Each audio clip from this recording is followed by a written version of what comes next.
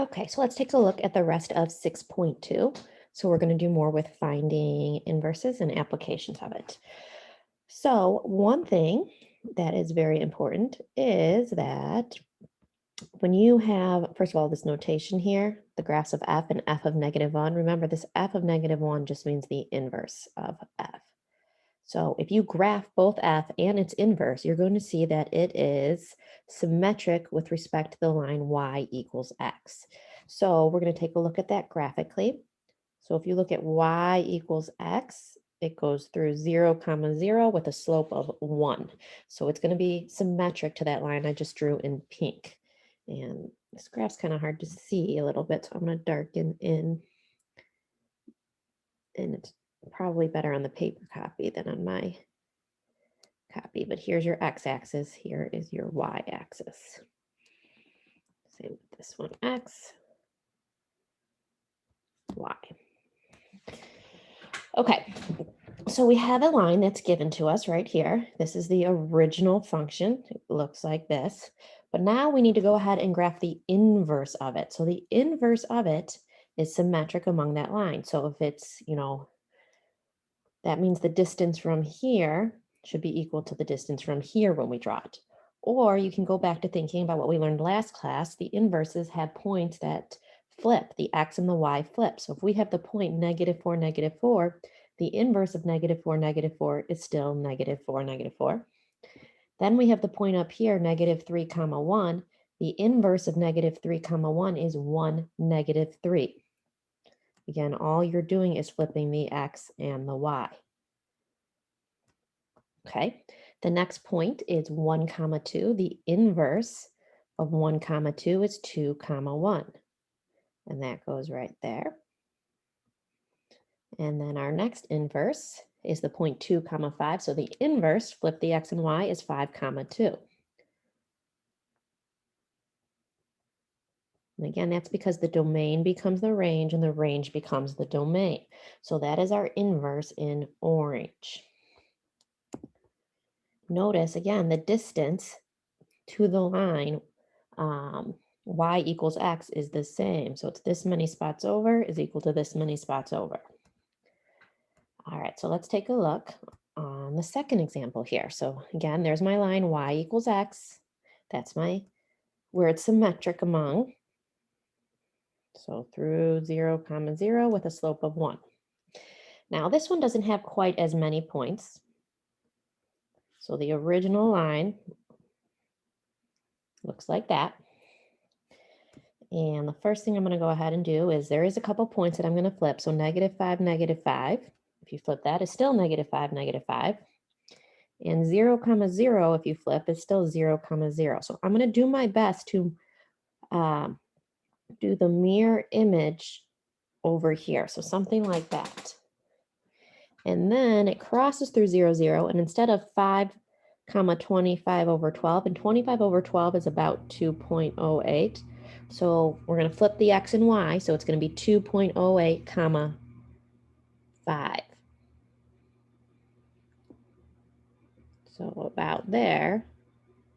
And then it kind of just tilts down. And that's it. That is your inverse function. So using what you know about points and using what you know about the reflection line, you should be able to graph the inverse of any function. Now we're going to be finding inverses, not just graphically, but now algebraically. So if I give you a function, you're going to find the inverse. You did learn this last year. So what you're going to do is step 1, you're going to replace f of x with y. Step 2, you're going to switch the x and y. Then you're going to solve for y, and then your final thing is you're going to replace the y notation for the inverse notation f of -1x. That's usually the number one error I see people make is they forget to do step 4. So let's go ahead and take a look here. So first things, replace f of x with y. So step 1, we're going to go ahead and say y equals 2x plus 1 over x minus 1. That was step 1.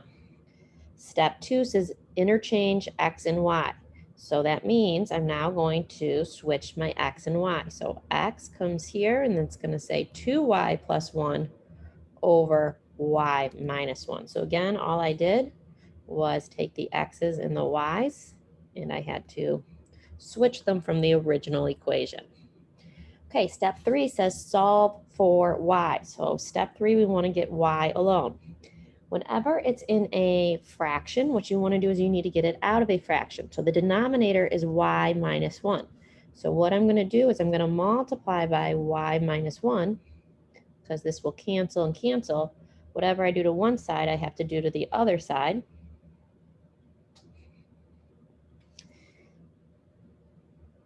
And if I go ahead and I distribute that here, that's going to give me xy minus x equals 2y plus 1. So the great news is our denominator is gone. Again, we're solving for y. So there's a little trick here that people might not be used to, but you want to get all the y's on one side.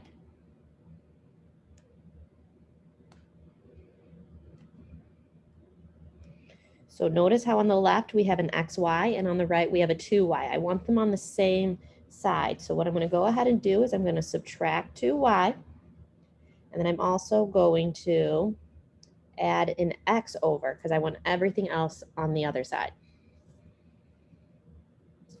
So I'm going to replace the word all, and I'm going to actually put the word only, get only the y's on one side. So what's going to happen is the x's are gone and the 2y's are gone here. The left side, I have xy minus 2y. Those are not like terms. And then I have 1 plus x. The next step that you're going to have to do is you're going to have to then find the GCF. Notice xy minus 2y has a GCF of y, which leaves you with an x minus 2. Now we're going to be able to get y alone because the x minus 2 is connected by multiplication. So I'm going to divide by x minus 2. So this cancels out here. And I'm left with y equals 1 plus x over x minus 2. And step 4, sorry, I didn't write the step here. This was step 3, solve for y. Step 4, now that we've solved for y, is replace the y with the inverse function notation. So f of negative 1x is 1 plus x. I'm actually going to write it as x plus 1, but 1 plus x would be fine, over x minus 2. And that's your answer. We're done. So that's about as hard as it will get for finding the inverse functions. There's definitely some easier ones too, but that's probably as many steps as you would need to show. Now we're going to go ahead and take another one when it's has a restricted domain. So if you look at this equation, f of x equals x squared if x is greater than or equal to 0. So they're telling you it's restricted. It's only if x is greater than or equal to 0. So if I graph that, that's 0, 0, 1 squared is 1, 2 squared is 4. So that's my original equation, f of x. Then it says graph y equals x. Okay, so I'm going to graph y equals x. That's where it's going to reflect.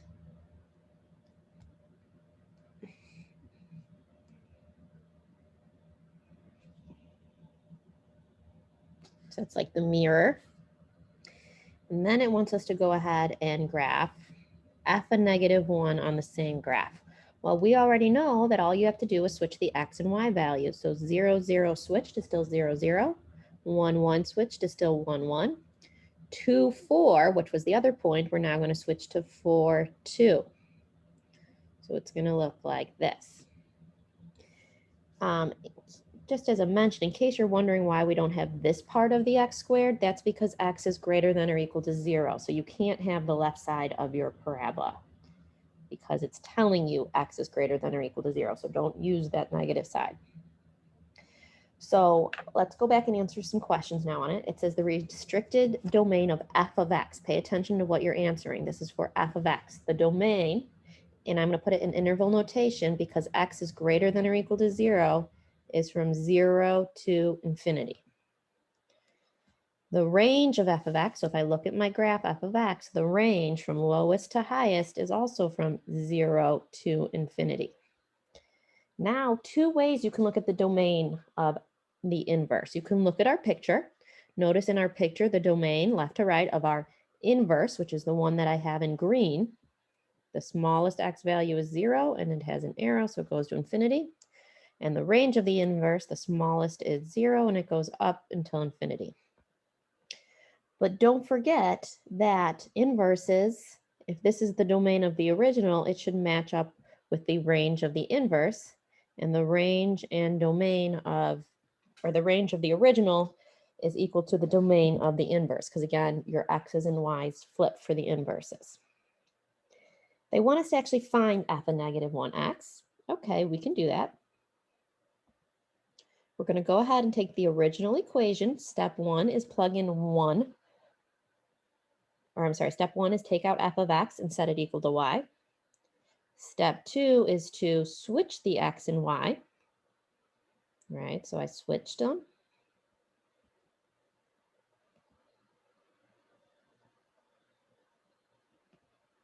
Step 3 is to solve for y, which this is a pretty easy one to solve for. That's why I said some will be harder. The last example was a hard one. This should be an easy one.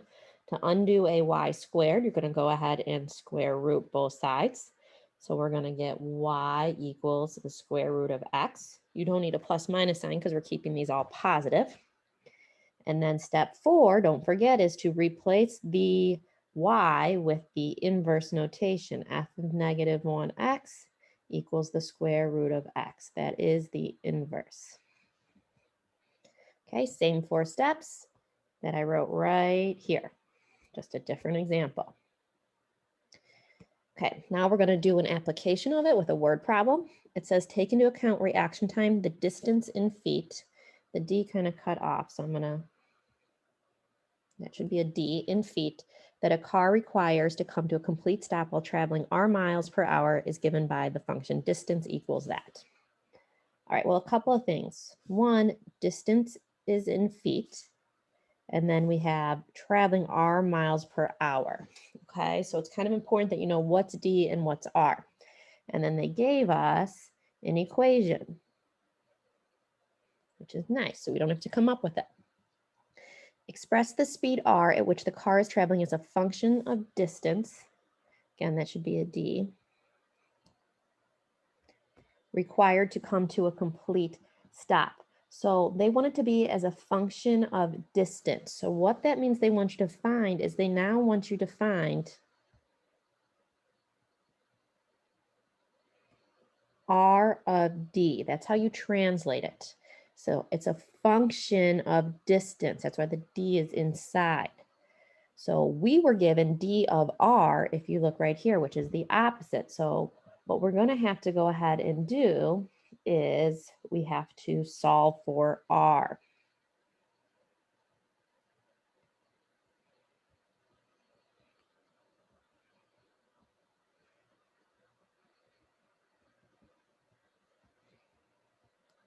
So instead of D of R, I'm just going to write D equals 6.97 R minus 90.39. So this should be pretty easy to solve for R. I'm going to go ahead and add 90.39 to both sides. And then to get the R alone, I'm going to go ahead and divide it to both sides, which leaves me with my final answer here, which is R equals that. So it's going to be R of D equals D plus 90.39 all divided by 6.97.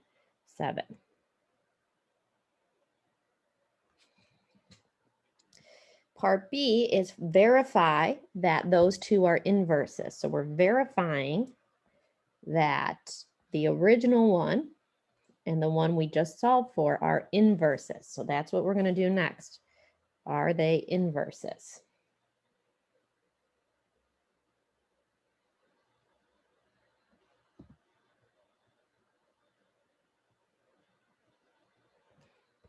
So to prove that, you have to plug each one into each other. So let's go ahead and do the first one. Let's go ahead and do R of D of R. So I'm going to take D and plug it into R. So again, if it's helpful, you can think of this one as just D instead of D of R, and you can think of this one as just R. Sometimes that's just helpful for people. It means the same thing. But again, we're going to take the D and plug it into R. So we're going to go ahead and get 6.97R minus 90.39. And then I've got plus 90.39, all divided by 6.97. So again, I went ahead and I plugged in this, I plugged in this piece in here. So it's right there where I plugged it in. Okay. So this is what I plugged in. And then we're going to go ahead and simplify. So notice that negative 90.39 plus 90.39 cancel out. So that means I'm now left with 6.97R over 6.97. All right, well, 6.97 over 6.97 cancel out. So that is just equal to R, which is what it says it should be right here. So now let's go ahead and do the second piece. We're going to plug it in the other way. We're going to do D of R of D. Again, you're taking the R function and you're plugging it into D. So we're taking the R function and we're plugging it into the D function. So I've got 6.97 instead of R, I'm plugging in the other piece. I'm going to use parentheses.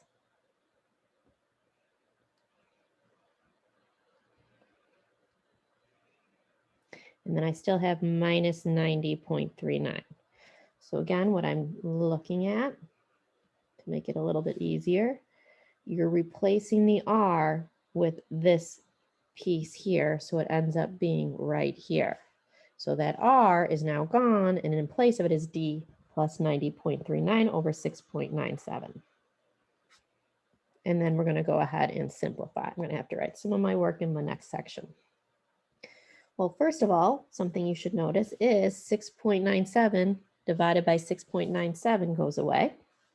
So we really just have D plus 90.39 minus 90.39. Okay, that's very nice again, because 90.39 minus 90.39 goes away, and I have just D, just like it said I would. So we went ahead and showed that they are inverses, just like it said we should, which was the second part right there. Okay, part C, I'm gonna go ahead and answer right here. It says, predict the speed that the car was traveling. So predict the speed. That means we don't know R. So predict the speed. That's R is what? We don't know. If the distance required to stop was 300 feet. So we know that distance is 300 and we don't know R. It doesn't actually matter which one you plug it into. I'm going to plug it into the equation that I wrote here, but you could have used the top one too. That one just takes a little bit more work. So I'm going to go ahead and say R equals, because that's what we're finding, D is 300 plus 90.39 all over 6.97. So I'm using my equation in green. I add the top, that's 390.39, divided by 6.97. And that's going to give us about 56 miles per hour. And that's your answer. All right, so that is it for us. We're going to be doing more practice in class.